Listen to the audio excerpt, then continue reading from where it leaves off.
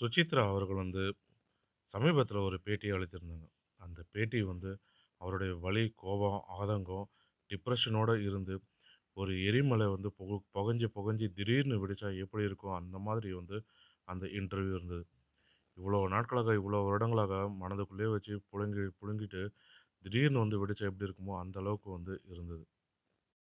ஒரு திரையுலகத்தை சேர்ந்தவங்க பப்ளிக்கா வந்து இவ்வளோ வந்து ஓப்பனான விஷயங்கள சொல்லுவாங்களா? அப்படின்றது எப்பவுமே வந்து நடக்கிற விஷயம் கிடையாது. யாருமே வந்து இந்த அளவுக்கு ஓப்பனாலாம் வந்து சொல்ல மாட்டாங்க. திரையுலகத்தில இருக்கிறவங்கள மட்டுமே வந்து அவங்க குற்றம் சொல்லல.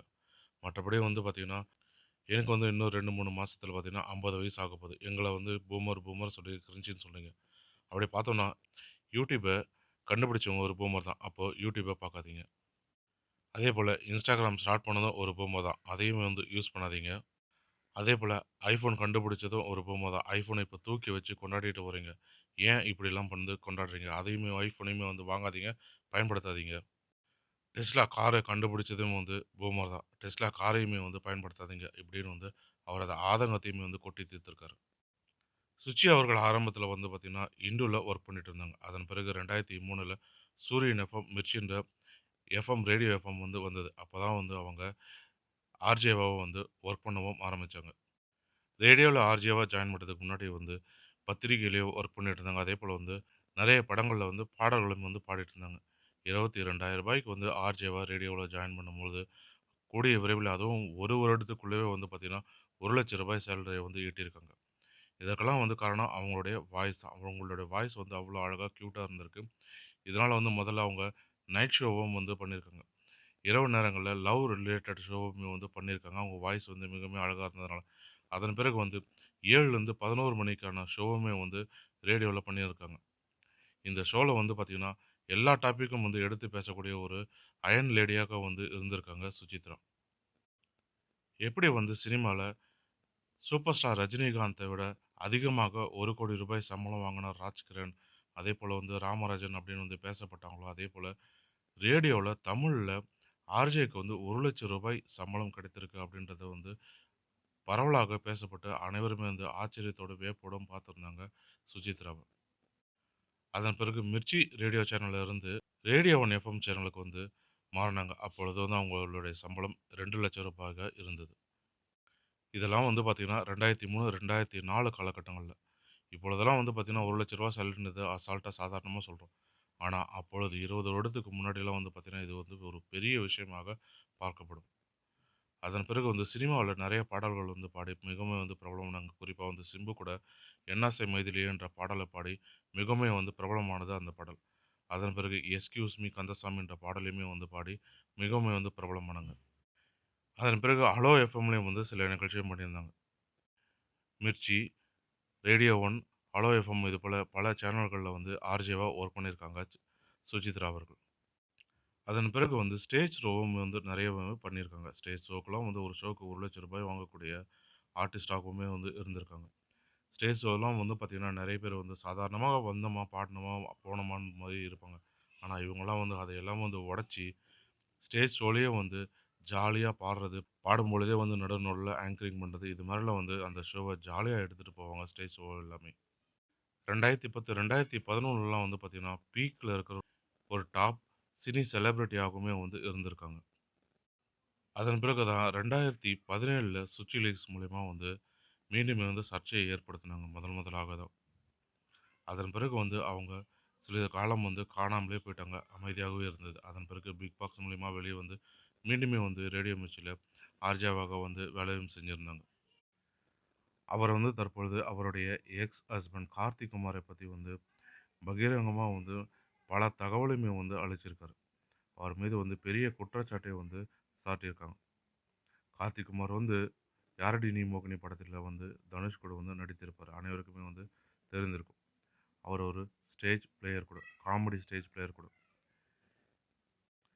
இவரெல்லாம் கலந்து கொள்ளும் செலிபிரிட்டி பார்ட்டீஸ் எல்லாம் வந்து பார்த்தீங்கன்னா, இந்த அளவுக்கு இருக்குமா? அப்படின்னு வந்து சொல்லக்கூடிய அளவுக்கு வந்து பகிரங்கமா குற்றமும் சாட்டியிருக்காங்க சுசித்ரா அவர்கள். உதாரணத்துக்கு சொல்ல போனோம்னா வந்து, விஷால் நடித்த சம்மர் படம் வந்து அனைவரும் பார்த்திருப்பீங்க. அந்த படத்தில வந்து எப்படி வந்து பெரிய பெரிய ஆட்கள், பணம் இருக்கிற ஆட்கள் வந்து சாதாரண மனிதர்கள பணத்தின் மூலமா ஆட்டி வைத்து அதை நேரடியாக வந்து கேமரா மூலியமாக பார்த்து எப்படி வந்து அனுபவிப்பாங்களோ, அந்த மாதிரி வந்து இவங்க நடத்துற பார்ட்டி எல்லாம் வந்து பிராங்க்காக இருக்கும் அப்படின்னு வந்து சொல்லியிருக்காங்க. நம்மலாம் வந்து பிராங்க்ன்னு வந்து பார்த்தீங்கன்னா, ஏப்ரல் ஃபூல்ல நம்ம ஏப்ரல் 1ஆம் தேதி பண்ற அந்த ஏப்ரல் ஃபூல் மாரி தான் இருக்கும் அந்த பிராங்க் எல்லாமே. ஆனா, இவங்கலாம் பண்ற பிராங்க் வந்து அது மாரி கிடையாதுன்னும், மத்தவங்களோட எமோஷன்ல விளையாடுவாங்க அப்படின்னு வந்து சொல்லியிருந்தாங்க சுசித்ரா. இப்படி தான் வந்து ஒரு நாள் என்னுடைய ஃபோன்ல ட்விட்டரையுமே வந்து ஹேக் பண்ணி, அவரே வந்து என்னுடைய எக்ஸ் ஹஸ்பண்டே வந்து என்னுடைய பாஸ்வேர்ட் இதுதானே அப்படின்னு கேட்க, இல்ல நான் இதுதான்னு வந்து சொல்ல, அந்த ஃபோனு பாஸ்வேர்ட பயன்படுத்தி என்னுடைய ட்விட்டர் அக்கவுண்ட்ல பலவிதமான ஃபோட்டோக்கள வந்து அவங்க அப்லோடும் செஞ்சாங்க. இது எல்லாமே வந்து அவங்க சுயநலைவுல இருந்தது கிடையாது அப்பொழுது.